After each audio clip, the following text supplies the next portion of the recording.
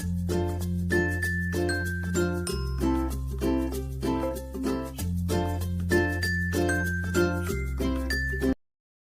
Everyone, AG physics by N K channel पर आप सभी का एक बार पुनः स्वागत है। कैसे हैं प्यारे बच्चे? चलिए, आज का जो अपना टॉपिक है बेटा, इसमें अपन पढ़ने वाले हैं केंद्रीय उच्चिष्ट की चौड़ाई। मैं आपको थोड़ा सा पीछे के टॉपिक से कनेक्ट करूं।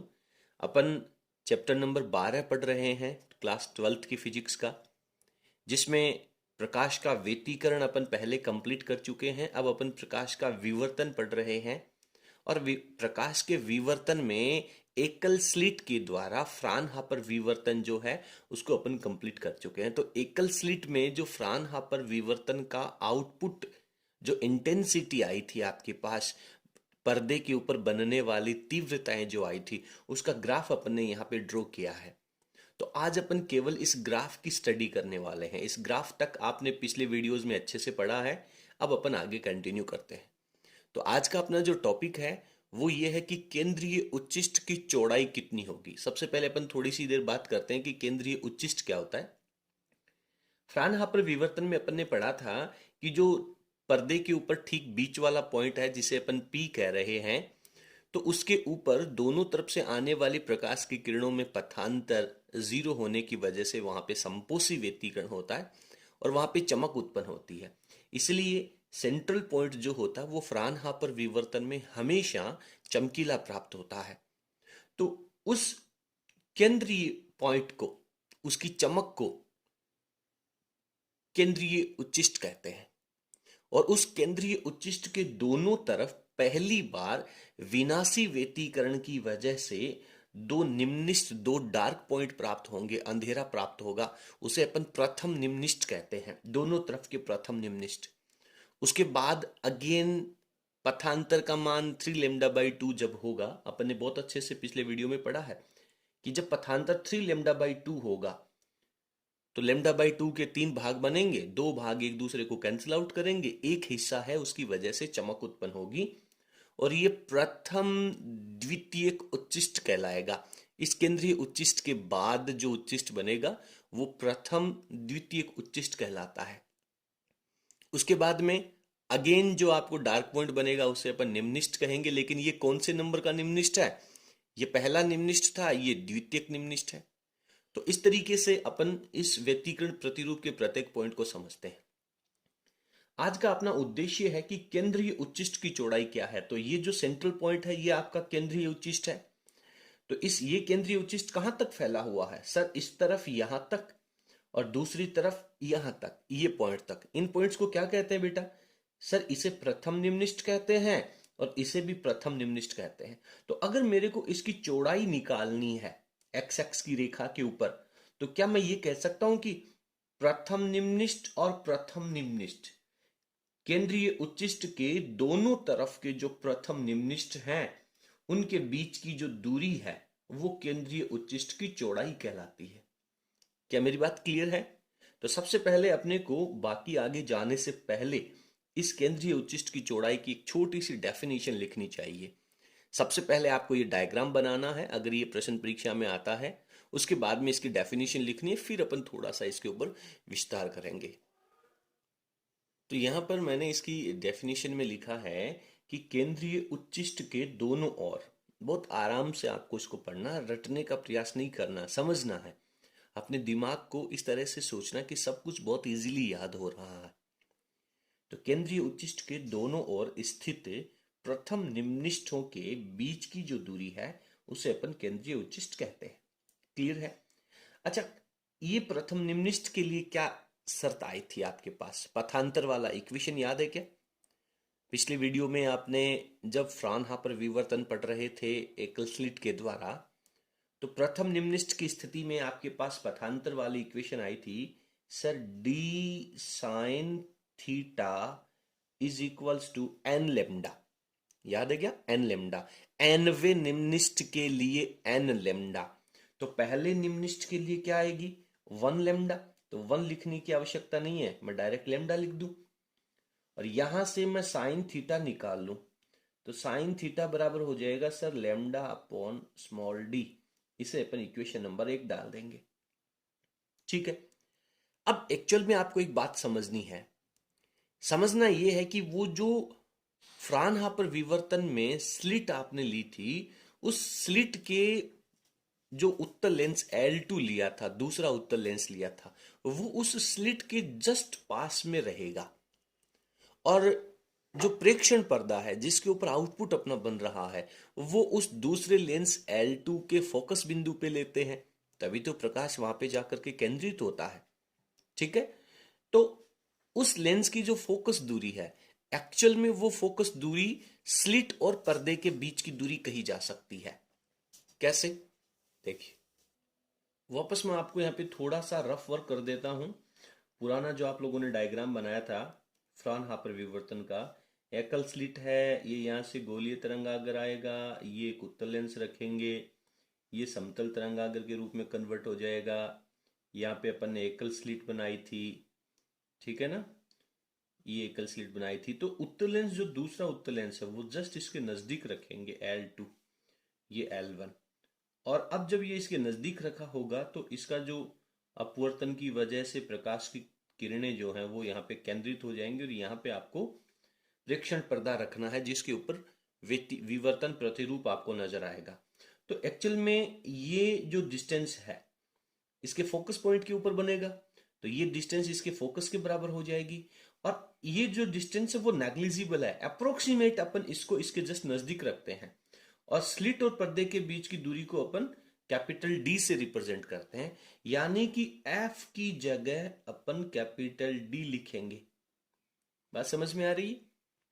जब आपको स्लिट और पर्दे के बीच की दूरी कैपिटल डी लिखनी होगी, वहां पर अपन इस फॉर्मेट के द्वारा कि इस उत्तल लेंस की फोकस दूरी के बराबर है, तो इसे अपन एफ के बराबर रखेंगे, यानी एफ और डी को एक दूसरे के बराबर रखने वाले हैं। तो ये इक्वेशन आप लोगों की बहुत क्लियर हो जानी चाहिए। अब इसके बाद में आपको थोड़ा सा समझना है, ध्यान दे बेटा। देखिए कुछ इस तरह से, कल अपने ये कहा था कि यहां से प्रकाश की किरणें जाकर के यहाँ पे प्रथम निम्निष्ठ की स्थिति प्राप्त कर रही हैं। तो इसको अपन ने ए बी और इसे P1 कहा था, और ये डिस्टेंस x ली थी। P और P1 के बीच की दूरी को अपन ने x लिया था। तो पथांतर ज्ञात करने के लिए अपन ने यहां से इसके ऊपर लंब खींचा था, और ये जो एंगल यहाँ पे बनने वाला है ये एंगल थीटा बनेगा। तो आपके पास इस O से लेकर के P की दूरी है, और P से लेकर के P1 की दूरी भी x ले रखी है। इस थीटा के सामने ये लंब का काम होगा। एग्जैक्टली व्यतिकरण में जो आपने फंडामेंटल्स पढ़े थे फ्रिंज चौड़ाई निकालते समय, वही कॉन्सेप्ट लगेगा। तो यहां पर अपन क्या लिख सकते हैं कि L2 लेंस की जो फोकस दूरी है वो f है, f को अपन d के बराबर रखेंगे। और अब आप यहाँ पे टेन थीटा का फॉर्मेट लगा दें, तो टेन थीटा बराबर क्या होता है, लंब बटे आधार होता है। तो लंब की वैल्यू x हो जाएगी, टेन थीटा बराबर लंब की वैल्यू x हो जाएगी, अपॉन आधार की वैल्यू में f लिखना होगा अपने को। और या फिर आप इसे x के अपॉन में f की जगह कैपिटल D भी लिख पाएंगे। और यदि थीटा बहुत अल्फ है तो इसे अपन लगभग थीटा कह सकते हैं। तो इस थीटा के बराबर में आपके पास क्या वैल्यू आ जाएगी, थीटा के बराबर में सर x अपॉन एफ कह दीजिए, या फिर x अपॉन कैपिटल D लिख दीजिए। और यही इक्वेशन अब मैं यहाँ पे लिखने वाला हूं। तो ये बातें आपको अपने दिमाग में समझनी है, रफ वर्क में समझनी है, बोर्ड में यहाँ पे नोट्स में लिखने की आवश्यकता नहीं है, क्योंकि ये बातें सब अपन ने अभी एकल स्लिट फ्राउनहोफर विवर्तन जो पिछले वीडियो में पढ़ा था उसमें क्लियर कर चुके हैं।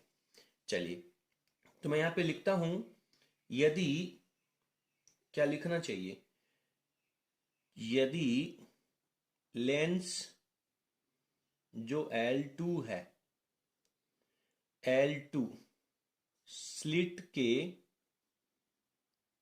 पास रखा हो तो F बराबर कैपिटल D आ जाएगा। और टेन थीटा की वैल्यू जो है, tan theta is approximate equals to theta होता है, और इसकी वैल्यू जो होगी वो आपके पास क्या आ जाएगी, लंब बटे आधार में। तो लंब की वैल्यू आ गई आपके पास x, और आधार की वैल्यू आ गई आपके पास d। ठीक है, इसे आप इक्वेशन नंबर 2 कह दीजिए। और आप जानते हैं कि थीटा की वैल्यू है वो x अपॉन डी है। तो आधी दूरी की बात कर रहे हैं अपन, केंद्रीय उच्चिष्ट जो बनेगा वो तो यहां से लेकर ऐसे बनेगा, तो अपन तो सिर्फ ऊपर की बात कर रहे हैं, ये तो आधी दूरी हुई, जितनी दूरी ये होगी उतनी दूरी ये एक्स होगी, तो इसे अपन कहते हैं कोणीय चौड़ाई। क्या कहते हैं? कोणीय चौड़ाई। देखिए यहां से लेकर के और इसके बीच में एंगल थीटा बन रहा है, और यदि आपको टोटल कोणीय चौड़ाई चाहिए तो थीटा एंगल नीचे भी बनेगा, तो टोटल एंगल कितना हो जाएगा? 2 थीटा हो जाएगा। ठीक है, तो इसे अपन अर्ध कोणीय चौड़ाई कह सकते हैं। थीटा को क्या कह सकते हैं? अर्ध कोणीय चौड़ाई। चलिए आगे चलते हैं। तो यहां पर मैं लिखता हूं अर्ध कोणीय चौड़ाई, अर्ध कोणीय चौड़ाई।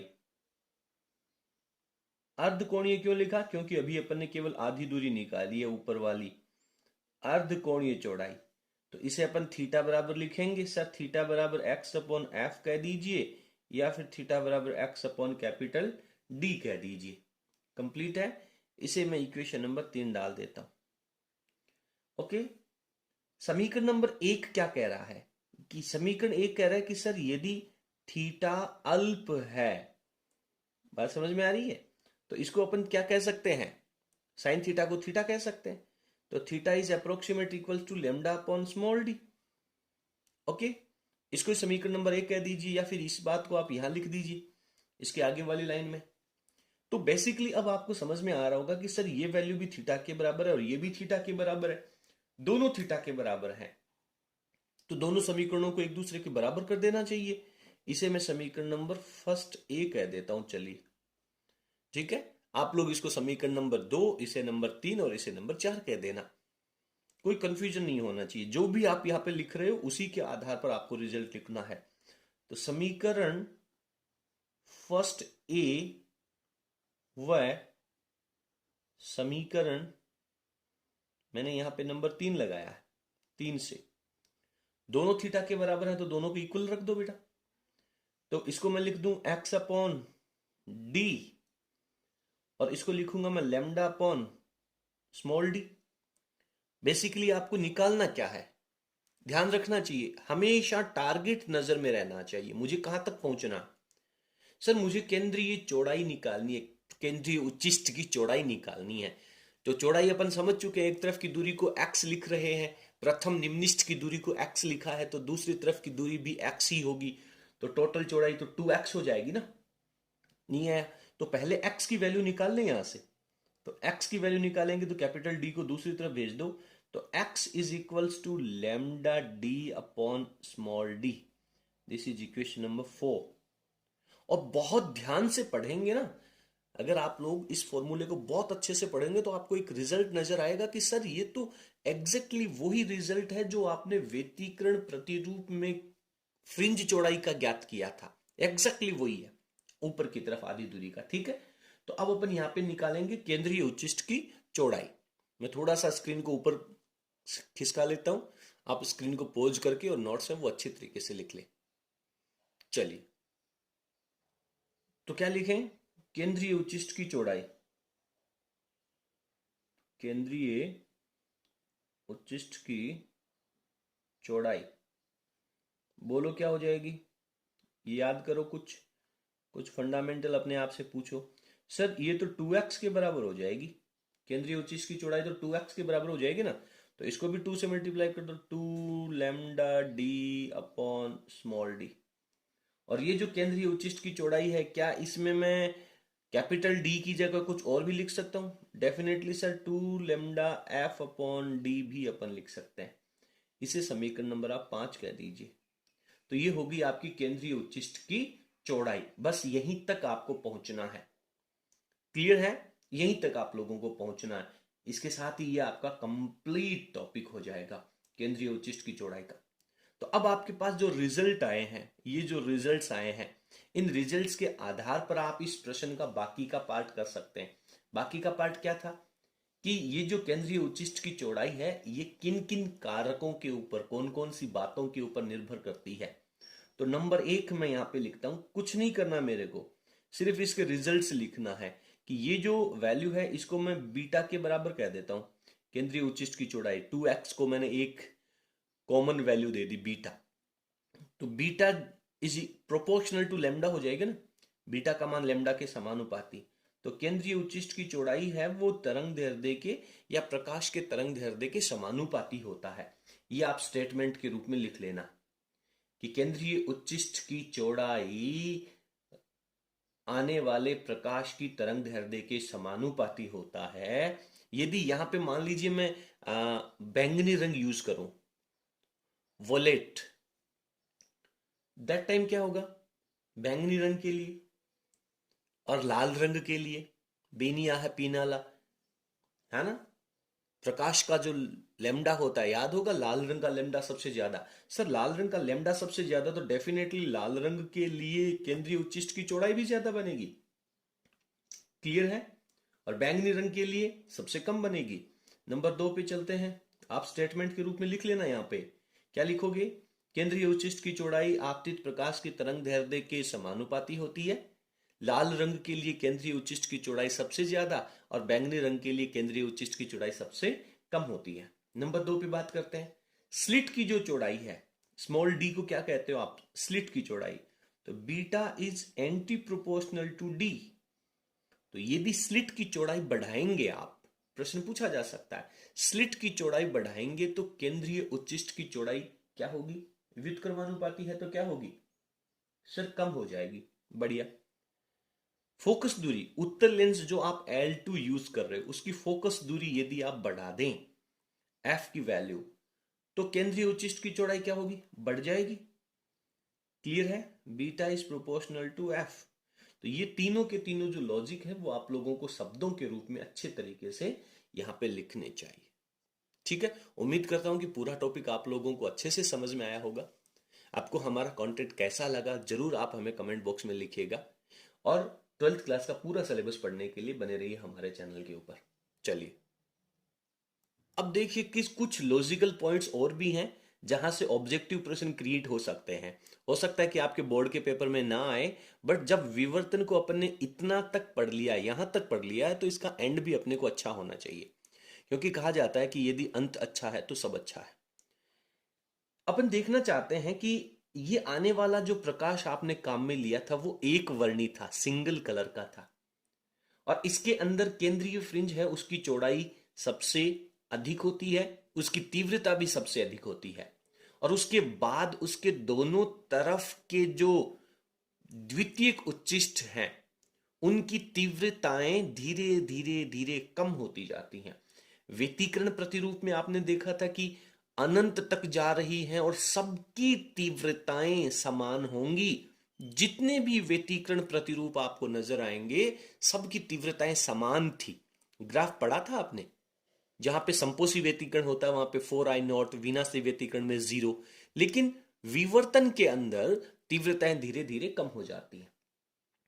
अब अपना प्रश्न यह आता है कि सर मान लीजिए कि एक वर्णी प्रकाश के स्थान पर कोई श्वेत प्रकाश, सफेद रंग का प्रकाश, सूर्य से आने वाला प्रकाश जो 7 रंगों का कॉम्बिनेशन होता है, उसको अगर डाल दिया जाए तो क्या होगा? तो उस स्थिति में केंद्रीय उच्चिष्ट जो है वो तो चमकीला ही बनेगा। केंद्रीय उच्चिष्ट जो है वो तो चमकीला ही बनेगा, श्वेत बनेगा। लेकिन उसके दोनों तरफ की जो फ्रिंजें कह दीजिए या उच्चिष्ट कह दीजिए वो रंगीन नजर आएंगे। और आपने अभी पढ़ा है कि जो लाल रंग का विवर्तन होगा उसकी चौड़ाई सबसे ज्यादा और बैंगनी रंग का जो विवर्तन होगा उसकी चौड़ाई सबसे कम होती है इस फंडामेंटल के अकॉर्डिंग। तो इतना सब कुछ पढ़ने पर आपका जो विवर्तन का आउटपुट ग्राफ बनता है उसका विश्लेषण कंप्लीट हो जाता है। चलिए आज की क्लास में इतना ही। बहुत बहुत धन्यवाद। Thank you.